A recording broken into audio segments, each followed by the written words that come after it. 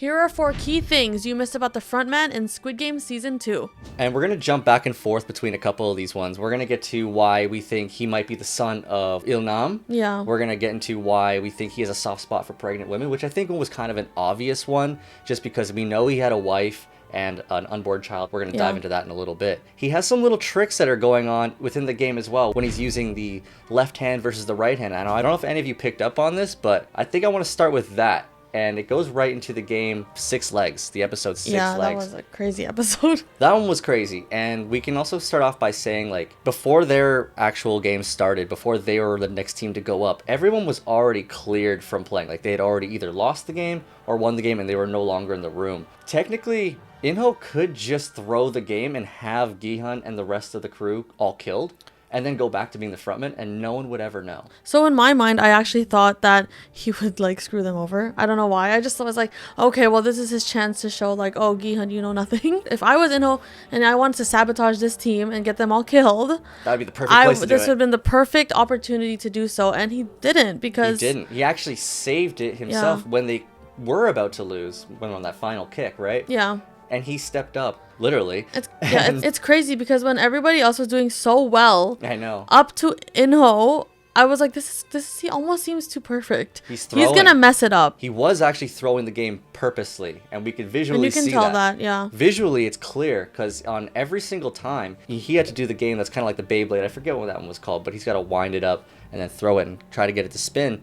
And every single time when he's throwing it, it's thrown with his right hand. There's actually one part where he tells Gi-hun, who's on his right-hand side, to back up and get behind him so he has more space with his right hand to actually make the throw. When he actually does that, the throw actually goes way behind them. Yeah. And then they gotta, walk backwards and that whole thing and make their way back up. Yeah. Which is kind of funny. When the time was ticking, you see him actually about to make it, and this time he winds it up with his left. Yeah. And throws it right in between him and the one on his left, and he throws it, and it gets a perfect spin. And we're like, oh, of course. Now, how we can prove that he's left-handed is every time he's shooting the gun, when he shoots his brother at the end of Season 1, shoots him with his left hand. When he shoots the guard in Season 1 as well, when the guard and the doctor are trying to figure out how they're going to come from the organ harvesting aspect of everything, and they get in trouble and they're getting caught, shoots him with his left hand. Whenever he's drinking, when he's sitting in his little throne room, he's drinking like his little scotch, whatever, left hand. When he puts the TV on, when he puts his music on, remote, left hand every single time. This is the only time we ever actually saw him do anything with his right hand, was when he was throwing the game purposely. I think he was trying to see if anybody would crack.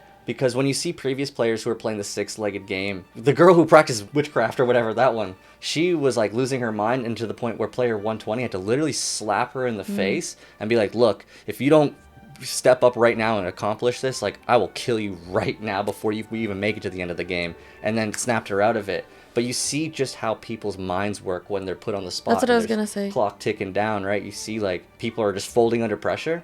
And I think maybe the frontman was trying to see if anybody would fold. That's what I was going to say. In-ho was definitely testing to them to see if they would crack and, like, turn on each other. And I think when he saw that 30 seconds remaining, he saw that they passed his little test. They didn't crack. They said, no, you got this. Just try it. And then he said, you know what? All right, fine. Boom. Does it. Now it's up to you, Gi-hun. Are you going to be able to make 5 kicks in a row? And he almost doesn't. Yeah. But he said, you know what? Because they passed that little test of mine, he didn't get in their heads.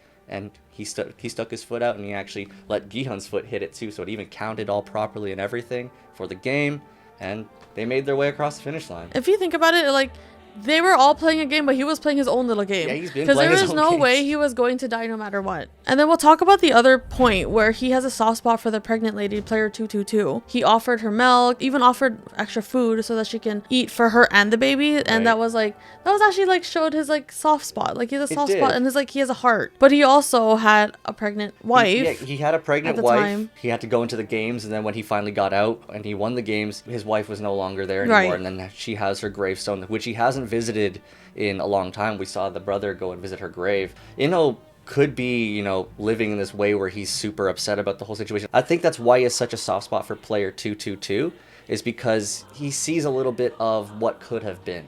It's kind of sad. It is super sad. It's so sad. It is. That's a little bit of like a deeper point about. It's more of like a psychological aspect. To the character. Because like he was playing in the Squid Game while this was happening, and like he wasn't able to even say goodbye to her, or like even like no closure whatsoever. And we know that the reason why he was in the Squid Game, the first run, which was in 2015 games, he was in there to try and get the money to make for her for her surgery, and he couldn't actually donate one of his kidneys himself to her that she actually needed because he had actually already donated his other one to his brother, which is crazy. When they were kids. So that leads us right into our next thing that you may have missed, which is our third point now, which actually, you know, connects really well to him being such a lookout for player 222. He's always trying to be a hero. I feel like there's a lot of conflict within this character, and you can see in a lot of his facial expressions, and I find that to be a really good part on just his acting in general, when he stands up against Thanos and he beats the crap out of him as well as the other guy and just completely obliterates him, but then he holds his punch, but then he gets a round of applause from everybody in the whole room, and then he becomes humble. You see like a light bulb go off in him almost, where he's just like,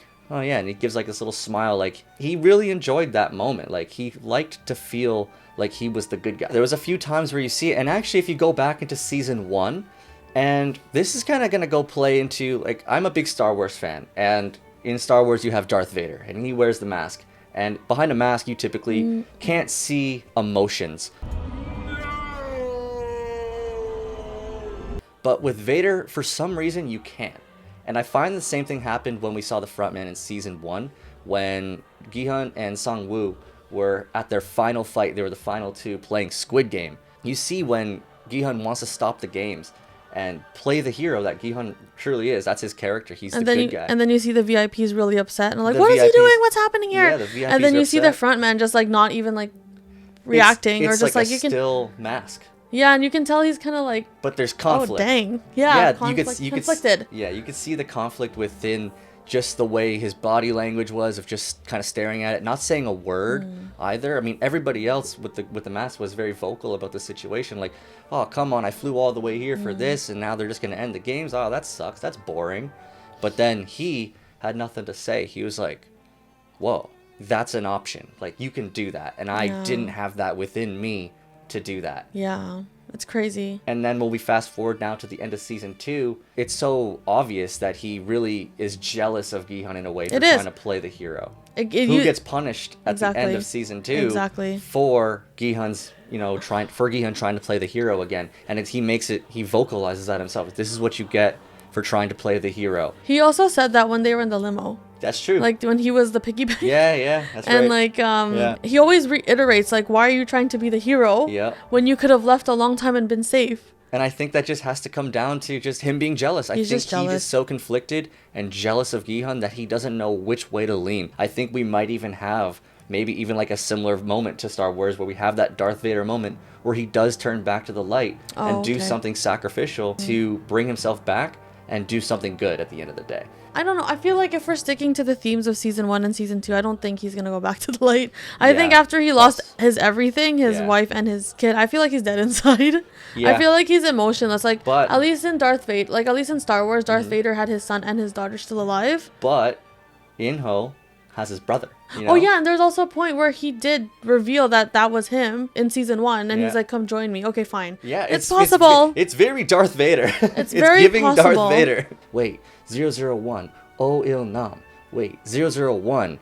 Oh Young Il. These are too coincidental. I think you'll start piecing these puzzle pieces together. And that's the perfect transition into talking about the fact that they are father and son. Il Nam and In-ho are I don't know, in like our minds, in my mind, I feel like they are father and son. There's so many similarities between them. The fake name that he gave himself in the games, Oh Young Il, right? Which is a very similar name to Oh Il Nam. I find that similarity in itself is just one little tiny Easter egg or clue, actually, that would, make it apparent. A clue if you know, you know, but maybe for the audience. For the people playing the game, people playing the game, they don't have no idea. I don't know if Gi-hun caught on, but he probably didn't. And then you have the situation as well where Il-nam's talking about his son in season 1 and says he was never able to drink milk. Oh, right. And then you have in season 2 now In-ho saying he doesn't drink milk. And now is he only saying that just because he wants to help player 222 because she's pregnant? That we're gonna have to find out in season 3. We're not too sure, but it could also just be very well like he just can't drink milk. Maybe he's lactose intolerant or has an allergy. He also wanted to be a hero again. And he also wants to play the hero as well. So that could be a factor that makes it. It's a very small connection. I mean, it can't be a coincidence either as well. I mean, if you think about it, Junho and In-ho are stepbrothers. They're not actually blood brothers. They have the same mother, though. That mom, she's basically a single mom. The husband's not in the picture. He's gone. I mean, he wanted to get back and do something for fun. He said he was bored. He just wanted to have some fun. That's crazy. He wanted to play these children's games like he did when he was a kid. Like they say, the apple doesn't fall too far from the tree. Yeah. So that could also be just good story writing at the same time too, is having the father go and run the Squid Game or create the Squid Game, and then having his son go and follow in his footsteps. Do you think that Il-nam actually recruited him? Yeah, I think so. I think when he found that his son probably had no reason to live, he was hopeless, his wife and his kid or unborn child have now died, and now he's looking for a way to kind of lead a new life, he probably took him under his wing and said, we can do this together. Almost like another Star Wars moment where you have Palpatine and Darth Vader kind of luring him in and kind of manipulating him, and then bringing him into the games. If there's anything that we missed, let us know down below. If there's other things that make you believe that In-ho is the son of Il-nam, and we didn't actually mention it in this video, I'm sure there's so much more speculation that you can have, but these were the 4 key facts that we thought we could bring to the table. What can you bring to the table? Let us know in the comments down below. Thank you so much for tuning into this video, and we'll see you in the next one. Peace. Bye. 영웅놀이는 재밌었나?